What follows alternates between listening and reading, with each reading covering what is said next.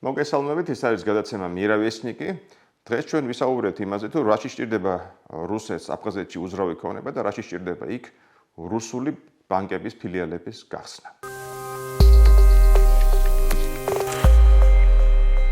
მოგესალმებით, დღეს ჩვენი სტუმარი არის დამოუკიდებელი ანალიტიკოსი ლევან გერაძე. მივესალმები მას, მაგრამ სანამ გადავალ სტუმართან, ყველა შეგახსენებთ, რომ ჩვენი გადაცემა არის აფხაზეთის საინფორმაციო ანალიტიკური ცენტრის პროექტი და ჩვენი ყურება შეიძლება YouTube-ზე, TikTok-ზე, Facebook-ზე, პრაქტიკულად ყველა პლატფორმაზე. ლევან, მოგესალმებით.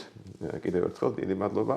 მოგესალმებით. მოვიდა შემოდგომა და შემოდგომასთან ერთად მოიქოქა ხელახლა პოლიტიკური ცხელი სეზონი აფხაზეთში შეიძლება ითქვას და ეს ცხელი სეზონი ცხადია უკავშირდება რუსეთის მოთხოვნებს. როცა გავიდა აფხაზური ეგრეთ წოდებული პარლამენტი ზაფხულის ისე თქვათ არდგებზე შეგულებაში რო გავიდნენ, მოხდა ისე რომ დაიბლოკა იქამდე კანონი აპარტოტელების შესახებ. ნუ ეხლა რო განუმარტოთ ჩვენს მსმენელს, ესე იგი აფხაზეთის კონსტიტუცია კრძალავს უძრავი ქონების გაყიდვას სხვა ქვეყნის მოქალაქეებზე, პირველ რიგში ცხადია რუსებზე.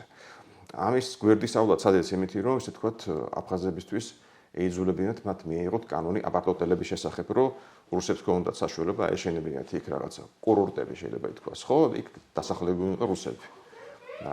ეხლა ეს აპარტოტელი რომ მიაღებინონ, ჯერ ეხლა შეეცადნენ რომ აფხაზებს მიაღებინონ შეთანხმება ინვესტიციების შესახებ და ამაზე არის ეხლა ძალიან დიდი ამბავი ატეხილი ხა. როგორც ადამიანი, რომელიც ავიცი, ბარეორზე უკვე თერგდება აფხაზურ საკითხებში, იქნებ გითხრათ, აი, რა ხდება და რა მოლოდინები არის, როგორ დასრულდება მთელი ეს პროცესი აპარტოტელების და ინვესტიციების და ამ შემდეგ. რას გვეტყვი? ეს ნორმატიული აქტები არის მცდელობა კონსტიტუციის გვერდის ავლით რეალიზებული იქნას სურვილი გარკვეული ბიზნეს ჯგუფებისა რუსეთის ფედერაციაში ხელში ჩაიგდონ აფხაზეთის უძრავი ქონების საუკეთესო ნაწილი. აქ არ არის საუბარი რაღაც ისეთ ადგილებზე, სადაც ტურისტული ინფრასტრუქტურა ვერ აშენდება, ან მას რაიმე პერსპექტივა არ აქვს. საუბარი შავ ზღვაზე, შავი ზღვის სანაპიროზეა საუბარი, ყველაზე აქტიურ ტურისტულ ზონაზე, რომელიც ჯერ ათვისებული არ იყო და რომლის ფასიც გამომდინარე დღეს არსებული მდგომარეობიდან და რუსი ბიზნესმენებისა თუ მოსახლეობის დიდი ნაწილის შეუძლებლობიდან გავიდნენ ქვეყნის გარეთ პრესტიჟულ კურორტებზე დასასვენებლად, ნუ ყველა შემთხვევაში ფორმალური შესაძლებლობა თუ არსებობს სერიოზულ დისკომფორტს განიცდიან. საკუთარი, ასე ვთქვათ, მოსახლეობისთვის, საშუალო კლასისთვის, ან თუნდაც საშუალოზე მაღალი კლასისათვის შეიქმნას ისეთი ადგილები, როგორც საბჭოთა პერიოდში იყო, რომელიც საკმარისად კომფორტული და მათთვის დამაკმაყოფილებელი იქნება საზაფხულო სეზონების გასატარებლად რა. უყურებთ იმ პერიოდში შავი ზღვა როგორც წესი. შავი ზღვის, არა მხოლოდ შავი ზღვა, კარგი ცხოვრება ყველას უყვარს და ის პერიოდი. ძირითადად შავ ზღვაზე იყო კარგი ცხოვრება, სხვა სადაა კაი კურორტები, ხო? როგორ ახლა ბალტიისპირეთში იყო და რუსეთის ფედერაციაში ბევრგან არის. ბალტიისპირეთი დაიკარგა, ხო ესე თქვა და შესაბამისად. ჩვენ საბჭოთა კავშირზე ხო საუბრობთ? ხო, მაგაზე საუბრობთ. და რუსეთის იმპერიაზე მანამდე, მაგრამ იქედან გადმოსული ერთ-ერთი მიზეზი კონფლიქტებისა, ნუ პოლიტიკური, ეკონომიკური, სამხედრო და ასე შემდეგ, მაგრამ აი ერთ-ერთი უმნიშვნელოვანესი აი ამ დიდ კალათაში კონფლიქტის მიზეზების არის ფსიქოლოგიური დამოკიდებულება ამ ტერიტორიების მიმართ. იმიტომ რომ ეს იყო ტერიტორიები, სადაც საბჭოთა ან რუსული როგორც გინდათ ისე დაარქვით, ელიტა საკუთარ თავს უქმნიდა ცხოვრების თუ დასვენების საუკეთესო შესაძლებლობებს. ეს მოყოლებული პრინცი ოლდენბურგიდან ერთადერთი უმაღლესი პირი, რომელიც არ ჩამოდიოდა აფხაზეთში დასასვენებლად, იყო ბრეჟნევი, რომელსაც ხრუშჩოვის მწარე გამოცდილება არ აძლევდა მოსვენებას. მოდი გავხსენო, მაგრამ რა იყო ეს მწარე გამოცდილება? ბიჭვინთაში დააპატიმრეს. კი, როცა ბიჭვინთაში იყო ხრუშჩოვი, იქ გადაწყდა მისი გადაყენება პოლიტბიუროზე მოსკოვში და ბიჭვინთაშივე დააპატიმრეს და წაიყვანეს მოსკოვში. მოყოლებული იქიდან არავინ არ იკერებოდა აფხაზეთის კურორტს, გორბაჩოვის ყირიმში დადიოდა და ასე შემდეგ. ხო, მაგრამ გორბაჩოვმა შემდეგ დიდი აგარაკი აიშენა უпростоრად. იქ ჩაკეტეს, თუნდა სოციალ-ეკონომიკა მოვიდა, იქ ყირიმში ჩაკეტეს. ყირიმში ჩაკეტეს. იგივე მცდელობა იყო შავ ზღვაზე რომ მიდიოდა ლიდერი საბჭოთა კავშირის, ეს შეიძლება დასრულებული იყო გადაყენებით, გაატრიალებით, ხო, ძალიან საინტერესო. ხო, პირდაპირი კავშირი არ არის რასაკვირველია, მაგრამ ნუ მაინც რაღაც ესეთი დამთხოვაა და. ლევან, ეხლა ახსენე ეს ძალიან საინტერესო მომენტი მოხდა მე ყურში, რომ რუსეთის გარკვეული ისე თქვა პოლიტიკური ფინანსური წრეების ცდილობენ ხელში ჩაიგდონ აფხაზეთში ეს გემრიელი ლუკმები, ხო? გარკვეული მხოლოდ იმიტომ რომ პირდაპირ დაემუქრა პირდაპირ რუსეთმა გადაუკეთა აფხაზეთს საბიუჯეტო გადარიცხვები შეუჩერა და როგორც ვიცით ჩვენ მანდამაინც დიდი რეზერვი რა თქმა უნდა აფხაზებს არ გააჩნიათ იქ და ერთ თვეში მე მგონი ფული გამოელიათ უკვე ანუ ეს ლობი ძლიერია საკმაოდ ვინც ცდილობს იქ ჩაიდოს ხო ეს მიწები ესე გამოდის რომ აიძულა მთავრობა პირდაპირ გადაეკეტა ფინანსები აფხაზეთისთვის ხო ესე გამოდის რასაკვირველია თუ არა დიდი გავლენები ასეთ შესაძლებლობები არავის არ ექნება რომ იქ 10,000 კვადრატული მეტრი საცხოვრებელი სახლები ააშენოს ამას დიდი ფინანსური შესაძლებლობები და სერიოზული გავლენები სჭირდება დაახლოებით რა ხალხია ეგ ჩვენ რა თქმა უნდა არ ვიცით ძალიან აქტიურად მუსირებს აფხაზეთში აზრი გარკვეულ წრეებში რომ ეს დევნილი ქართველები არიან რომლებსაც მოსკოვში ძალიან დიდი შესაძლებლობები აქვს თუმცა მე შორს ავარ ამ მოსაზრებისაგან ხო ნამდვილად ეს აფხაზეთში უბრალოდ ცდილობენ ხა რაღაცნაირად მობილიზაცია მოახდინონ ხალხის ვინც შეეწინააღმდეგება ამ კანონს ამიტომ ცხადი იქ ქართველებს ახსენებენ დემონიზაცია ამ პროცესის ხდება ნუ აი ყველაზე აქტიური და აქტუალური რომ გახადონ ეს საკითხი მაგრამ ნუ ხო ეხლა ალბათ ლოგიკური ეჭვი კონდეს ჩვენ რომ ეს ყველაფერი როგორც წესი მაინც ფულს უკავშირდება მით უმეტეს საქმე ეხება რუსეთს რომელიც ნუ კორუფციით ცნობილია ხო და ეს კორუფციული სქემები ბუნებრივია გავრცელებული აფხაზეთზეც რომელიც ნუ სამწუხაროდ ვაღიაროთ მენტალურად ეს ხალხი ჯერ ვერ გამოვიდა მე მგონი ბოლომდე საბჭოთა კავშირის ჩვენ გამოვედით თორნიკე ხო და ისინი მით უმეტეს ხო საბჭოთა მენტალიტეტიდან ამ კორუფციული სქემით ალბათ გამოსვლა ვერ მოხერხდა შესაბამისად როცა ეკეთება დიდი პროექტი დაფინანსებული რუსების მიერ ცხადია ადგილობრივი ეს პოლიტიკური ელიტა თუ რაც არის უნდა იჯდეს წილში ელემენტარულად რომ ვთქვათ არა და ბჟანია ცხადია მის მოლოდინი აქვს რომ იჯდება წილში და მისი გლანი ფულს იშოვის ხო ესე თორნიკე რთულია ისაუბრო იმაზე რაზეც პირდაპირი ასე ვთქვათ მტკიცებულებები არ აქვს მე როგორც იურისტი წინააღმდეგი ვარ ასეთი ვარაუდების აქტუალიზაციისა, თუმცა ბუნებრივია თუ გავითვალისწინებთ ბუნებას პოსტსაბჭოთა სივრცეში მიმდინარე ეკონომიკური პროცესებისა, ამის მოლოდინი რასაკვირველია არსებობს, მაგრამ პირდაპირ უშუალოდ ვერ დაადანაშაულებ ვერავის რომ ესეთი რამ ხდება. ფაქტია, პრეზუმპცია დავიცვათ. პრეზუმპციას ვიცავთ, ხო, უდანაშაულობის პრეზუმპციას ვიცავთ, რომ ფაქტი ფაქტად რჩება.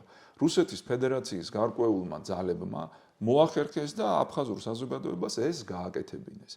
მე შორსა ვარ იმ აზრისაგან, რომ ეს არის რუსეთის პოლიტიკუმის კონსოლიდირებული აზრი და სურვილი, რომ ეს მოხდეს. არა რასაკვირველია რუსეთის პოლიტიკუმისათვის, ამისათვის არც ძალიან დღეს. ძალიან, ალბათ საკმაოდ უმნიშვნელო საკითხია, მოდი რასაკვირველია. თუმცა ეხლა უკრაინაში ომი მიდის. რასაკვირველია. შეუძლებელია ეხლა დასხდეთ მთელი პოლიტიკური ელიტა და კონცენტრირდეს აფხაზეთის თემაზე. რასაკვირველია. ამიტომ ვიღაცა პოულობს დროს და შესაძლებლობას, რომ ეს ყველაფერი გააკეთოს. მე გაგახსენებთ, რომ ცოტა ხნით ადრე ამგვარ შეთანხმებებთან დაკავშირებით ინფორმაციამ რატომღაც გაჟონა და აფხაზეთის ხელისუფლებას, დე-ფაქტო ხელისუფლებას პრობლემები შეექმნა საკუთარ საზოგადოებაში, გაგახსენებთ რუსეთის ფედერაციის პრეზიდენტის ადმინისტრაციის ხელმძღვანელის მოადგილესა და აფხაზეთის დე-ფაქტო პრეზიდენტს შორის ხელმოწერილი დოკუმენტის გამოჩენას საზოგადოებაში. და ბუნებრივია, რომ ეს არ ხდება ისე თავისით. როგორც ჩანს, ყველაზე სავარაუდო ვერსიაა არსებული ვითარებისა, რომ არსებობს ერთი ჯგუფი, რომელსაც ამის გაკეთება უნდა, არსებობს მეორე ჯგუფი, მისი კონკურენტი ჯგუფი, რომელსაც ასევე უნდა ამის გაკეთება და ამ პირველ ჯგუფს ხელს უშლის. ოღონდ თვითონ გაკეთება. ოღონდ თვითონ უნდა გაკეთება რასაკვირველია, ამიტომაც ხელს უშლის იმ ჯგუფს. ასე რომ ამგვარი კონკურენტული დაპირისპირებები აფხაზეთის ტერიტორიაზე რუსეთის დიდი ბიზნესისა იქნება. რომ კიდევ ერთხელ გავიმეორებ, რუსეთის ფედერაციისათვის ყველაზე ოპტიმისტური პროგნოზებით კარგა ხნის განმავლობაში დაკეტილი იქნება მსოფლიოს საუკეთესო კურორტები და აქ კი გვერდით აქვე შესანიშნავი კურორტებია, სადაც შეგვიძლიათ რომ ძალიან კარგი დასასვენებელი პირობები მოიწყონ. ისე როგორც ეს იყო საბჭოთა პერიოდში, თან ფსიქოლოგიურად საინტერესოა, რეალურად ამ ტერიტორიასთან ომმა და იზოლაციამ, ასე თქვა, დააჩქარა ეს პროცესი და რუსეთს უნდა რომ რაც შეიძლება სწრაფად დაიძულოს აფხაზები, რომ იქ მიეცეს საშუალება აშკიდოს კურორტები, ხო? კი ბატონო, რაღაც გარკვეულნა კიდევ ერთხელ ვიმეორებ, რომ ეს არ არის რუსეთის პოლიტიკური ელიტის კონსოლიდირებული აზრი, მათ ამის, იმიტომ კი არა რომ ჩვენ მიმართ რაღაც სენტიმენტი, არა, გასაგებია. მაგის თავი ეს ახლა ვახსენეთ ეს ბჟანია და მისი კლანი და ასე შემდეგ. როგორ ფიქრობ ეხლა ბჟანია ყველაზე მისაღები კანდიდატურაა მომავალი არჩევნებისთვის, კლავაც რუსული პოლიტიკური ელიტისთვის, ან იმ ნაწილისთვის, ვინც ჩარეული აფხაზურ თემებში? ნუ ჯერჯერობით მას პრობლემები არ შეუქმნია. და ძლიერი კონკურენტის პრინციპში არ ჩანს აშკარად. არ ჩანს, ხო, მე გაგახსენებთ ხაჯიმბას. ხაჯიმბა იყო ყველაზე სასურველი კანდიდატი. ხაჯიმბას გამო გადატრიალებებიც კი მოხდა აფხაზეთში, გაგახსენებთ. თუმცა ხაჯიმბამაც კი ვერ გაუძლო იმ ზეწოლას, რომელიც საზოგადოების მხრიდან მოდიოდა. ასე რომ იქ რაღაცა ვინმე პიროვნების არსებობას არავით არ მნიშვნელობა, როგორ არა მნიშვნელობა აქვს, მაგრამ გადამწყვეტი მნიშვნელობა არ აქვს, განსაზღვრელი მნიშვნელობა არ აქვს. მთავარია ეს ადამიანები არ ეწინააღმდეგებოდნენ და ვერც შეეწინააღმდეგებიან. რუსეთის ფედერაციის კონსოლიდირებულ სტრატეგიულ ინტერესს აფხაზეთის ტერიტორიაზე კონკურენტი არ ჰყავს. ვერავინ ვერ შეეცილება გავლენაში. სხვა თუ არაფერი ბოლოს და ბოლოს იქ არსებობს რუსული სამხედრო ბაზა, ეს არის სერიოზული მონოპოლია და რუსული სამხედრო ბაზები, ათეულობით. მარტო გალის რაიონში, ნუ კონცენტრაციის ადგილები 9 დაითვალა, ხო და თელ ტერიტორიაზე ყველაფერს რო თავი გავანებოთ, გუდაუთის სამხედრო ბაზაა, რომელიც სტამბოლის შეთანხმების შესაბამისად დახურული უნდა ყოფილიყო, დახურულად გამოცხადდა, მაგრამ ეუთოს ინსპექტორებს ერთხელაც არ მისცეს შესაძლებლობა, რომ დაეთვალიერებინათ და რამხელა სკანდალი იყო, გახსოვს 2000-იანების დასაწყისში, ავაქსმა რო გადაუფრინა საქართველოს ტერიტორიას, პირველ რიგში რუსეთის ფედერაციის წარმომადგენლები იყვნენ წინააღმდეგნი ამგვარი აქტებისა, იმიტომ რომ აფხაზეთის ტერიტორიაზე ნუ გარკვეული ისეთი რაღაცა.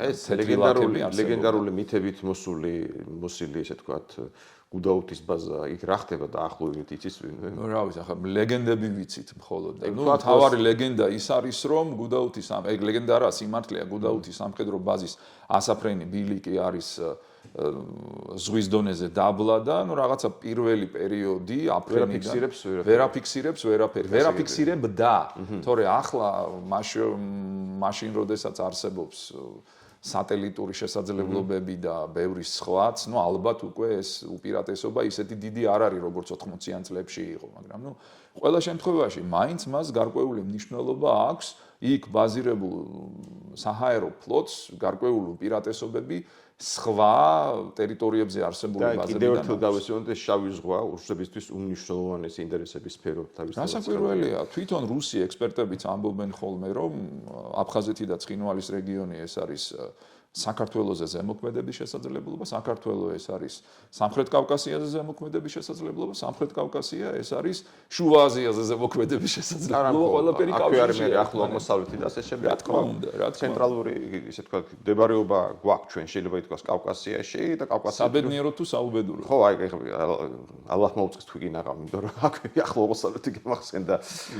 ძალიან საინტერესოა კიდევ ეს, ისე თქვა, ზეწოლა აფხაზებზე, რომ იქ გაიხსნას რუსული ბანკების ფილიალები, რაც როგორ გონია, რამდენ ხანში გამოიწვევს აფხაზური ბანკების გაკოტრებას, თუ ეს მოხდა.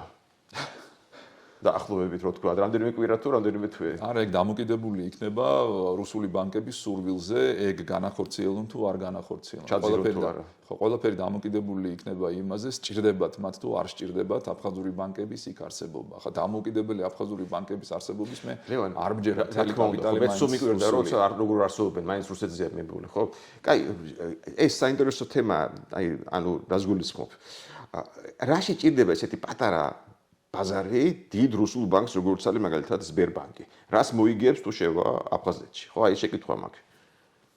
ნუ დარწმუნებული ვარ, რომ სბერბანკს არაფერში არ სჭირდება ეგ ბანკი აფხაზეთის ტერიტორიაზე მცხოვრები მოსახლეობის მომსახურებისათვის. ხო, ნუ ახლა მე და შენ ბანკირები არა ვართ და არ ვიცით რა ოპერაციები ის არის, ხო? რა ოპერაციები შეიძლება ტარდებოდეს აფხაზეთის ტერიტორიებზე. შავი ფული. ვერ გეტყვი, ისევ და ისევ პრეზუმპციაზე მე გაგახსენებ მხოლოდ იმას, რომ 80-იანი წლების ბოლოს ჩეჩნეთიდან გადარიცხული ავიზოებით საბჭოთა კავშირში ასობით მილიარდი მანეთი უცებ გაცოცხლდა და ნუ ბუნებრივია რომ ხო, ანუ მივდივართ იქამდე პრეზუმპციას მაინც საქმე უნდა დავიწყოთ, მაგრამ თუ გავითვალისწინებთ, რომ ეხლა ლეგალური ოპერაციების განხორციელების შემთხვევაში აფხაზური ბაზარი არის ციცქენა კი არა, მიზერული, მით უმეტეს რუსულ ბაზართან შედარებით. ნუ იქ აზრია ყოფნას თუ არ განახორციელებს რაღაცა სიმბოლური აზრი აქვს. სიმბოლური კი ბატონო, ჭირდება სიმბოლური. ეხლა უბრალოდ აფხაზებს აღიზიანებს მეტი არაფერი არის შედეგი აქედან. ნუ რა ვიცი, ვერ გეტყვი, არ ვიცი. კიდევ ერთხელ ვიმეორებ, მე საბანკო სფეროს არანაირი ექსპერტი არა ვარ. არც მე. ძლივს ვისწავლეთ ჩემი და შენი თაობის ადამიანებმა საკრედიტო ბარათების გამოყენება. არც მე, მაგრამ საღიაზრი კარნახობს რაღაცაშია საქმე. რაღაცაშია საქმე, რასაკვირველია, მაგრამ რაშია საქმე? ამას ალბათ უფრო კარგად საბანკო საქმის ექსპერტები გვეტყვიან და განსაკუთრებით ის ადამიანები, რომლებიც კარგად ერკვევიან აი იმ ოპერაციებში, რომელიც ვთქვათ ერთი თვალის დანახვით არ ჩანს და მოსახლეობასთან უშუალოდ მიბმული არ არის. პრეზუმპციაზე არ ფიქრობენ ბევრ შენსავით. ჩემსავით პრეზუმპციაზე არ ფიქრობენ, იმიტომ რომ იურისტები არ არიან. იურისტები არიან. და ერთი თემა ის დაუბრუნდეთ ეს ეკონომიკას დაუბრუნდეთ, 20 წლიდან მოყოლებული არ მოხდარა წარმოების არანაირი ზრდა და ექსპორტიც არ გაზრდილად დაგაყენულია 7 მილიარდი რუბლის ფარგლებში. საერთოდ რა წარმოებაზეა საუბარი? აი რაზეა საუბარი? სასოფლო-სამეურნეო წარმოებაზე ძალიან პოპულარულია აფხაზური პროდუქცია სოფლის მეურნეობის რუსეთის ფედერაციაში. რომელი ღვინო? არა მხოლოდ ღვინო, მაგალითად ციტრუსები. ციტრუსები. თქვენ მოსკოვში რომ ჩახვიდეთ ბაზარში რომ იკითხოთ, სადაურია პროდუქცია, ყველა გეტყვის რომ აფხაზეთიდან არის. რეალურად როგორც საქართველოში ჭოპორტის პამიდორებით არის. ჭოპორტის პამიდორი ან აბაშის ფქვილი დაახლოებით ეგეთი რაღაცა. ხო, გასაგებია და არა მხოლოდ ეს, ღვინო საკმაოდ პოპულარული გახდა და მეცაც გეტყვით. აფხაზეთში იწარმოება იმაზე ბევრად მეტი ღვინო ჩამოისხმება იმაზე მეტი. მოლდოვური ყურძნის შესაძლებლობა მიდის როგორც ტრადიცია. არა მხოლოდ ყურძნის ღვინო მასალების ხდება ჩამოსხმა და გაგზავნა რუსეთის ფედერაციაში ღვინის ექსპორტით აფხაზებმა წლების მანძილზე დაიკავა მეორე პოზიცია არ მახსოვს იტალიის თუ არ მახსოვს საფრანგეთის შემდეგ. ნუ ეს მაშინ და ახლა ალბათ საერთოდ პირველ ადგილზე არიან გასულები, იმიტომ რომ მართლაც აფხაზეთის მეღვინეები ყიდულობენ რა ღვინო მასალებს უცხოეთში, ასხამენ და ყველანაირი წინაღობის გარეშე ეს გამოდის რომ კიდევ ერთი სერიოზული ბერკეტია თქო რუსეთის ფედერაციის ხელში, ნებისმიერ მომენტში შეუძლიათ გადაკეტონ, აღმოაჩინონ ღვინოში რაღაცა შეუსაბამობა, ხო? თორნიკე, რაში სჭირდებათ ასეთი რთული კონსტრუქციების შექმნა? რუსეთის ფედერაციას თუ რაიმეს განხორციელება აფხაზეთის ტერიტორიაზე სჭირდება, ამ შემთხვევაში ვამბობ რუსეთის ფედერაციას როგორც ასეთს. მას ამის გაკეთება არ უჭირს. გაგახსენებ 2014 წელს, როდესაც რუსეთის ფედერაცია მოინდომა აი ამ შეთანხმების დადება, ცხინვალის დე-ფაქტო ხელისუფლებამ ეგრევე გააფორმა შეთანხმება, აფხაზეთის დე-ფაქტო ხელისუფლების წარმომადგენლებმა გამოიჩინეს 2014 წლის შეთანხმებები, მეგობრობისა, ჩარჩო შეთანხმება რუსეთის ფედერაციასა და აფხაზეთის რესპუბლიკას შორის მეგობრობისა და თანამშრომლობის თაობაზე. სადაც ძალიან ბევრი ისეთი რამ იყო გათვალისწინებული, რომელმაც აღაშფოთა აფხაზური პოლიტიკუმის დიდი ნაწილი. მიუხედავად იმისა, რომ მაშინ ფორმალურად ამ შეთანხმების ასე ვთქვათ, გაფორმება არ მოხერხდა, ყველა ის დებულება, რომლის განხორციელებაც რუსეთს აფხაზეთის ტერიტორიაზე სჭირდებოდა, ან დარგობრივი შეთანხმებებით განხორციელდა, ან სულ არ დადებულა შეთანხმება და ისე განხორციელდა და ყველაფერი იმის შესაბამისად ვითარდება, სტრატეგიული თვალსაზრისით იმის შესაბამისად ვითარდება, რაც სჭირდება რუსეთის ფედერაციას. გავლენა რუსეთის ფედერაცია აფხაზეთზე არ არის დიდი, ის არის საყოველთაო. აი იმ სტრატეგიულ საკითხებში და ანუ არა სტრატეგიულ საკითხებში დაჭირდა ფაქტია 2 თვის წინ გადაკეტვა სუბსიდიების, ხო? და დამთავრდა საქმე. ხო. ასე რომ თუ რამე არა გამორიცხული სიტყვაზე გადაკეტოს ყველანი ჩადგნენ რიგში, განსაკუთრებით დე-ფაქტო ხელისუფლების წარმომადგენლები, ნუ არიან იქ გარკვეული ოპოზიციური ძალები, რომლებიც ამას არ ეპუებიან, მაგრამ სახელისუფლებო, ასე ვთქვათ, პასუხისგებლობის მატარებელი პირები ჩადგნენ რიგში და დაიწყეს საუბარი იმაზე, რიგრიგობით ერთმანეთის მიყოლებით, რომ აუცილებელია რუსეთის ფედერაციასთან რაღაც გარკვეულ დათმობებზე წავიდეთ, იმიტომ რომ სხვანაირად არ შეიძლება. Не может быть, потому что не может быть никогда ესეთი კონსტრუქცია. ხო, გასაგებია, იმიტომ რომ ელემენტარული ყოფაა დამოკიდებული. რასაკვირველია? რუსეთზე, ხო? რასაკვირველია. ეს ყველას ძალიან კარგად ესმის ეს ასე ვთქვათ, არა მხოლოდ ეკონომიკური, არამედ უსაფრთხოების თვალსაზრისით, ადმინისტრაციული წესრიგის თვალსაზრისით, ენერგეტიკა, ყველა საკითხი ხო, დაკავშირებული. ნუ ეს გარდა მანდარინების წარმოების. ეს არის ეგრეთ წოდებული დამოუკიდებლობა აფხაზეთის ისე გამოდის. ლევან, ძალიან დიდი მადლობა. ნუ გახურდა სეზონი ახლახან აფხაზეთში როგორც თქვით და კიდევ ვერ იმედია გვეწევით ამ საკითხებზე საუბრისთვის. ძალიან დიდი იმედი მაქვს, რომ სეზონი არ გადახურდება და მშვიდობიანი კალაპოტი იქნება შენარჩუნებული. არ ჭირდება ჩვენ არანაირად, რა თქმა უნდა, აფხაზეთის ხალხის რაიმე პიტაბი თქვა არც აფხაზი და არც ვინმე სხვის. ვინმეს უბედურება კი ბატონო არ ჭირდება არანაირად. დიდი მადლობა ყურადღებისთვის, ჩვენი გადაცემა ისევ დაბრუნდება.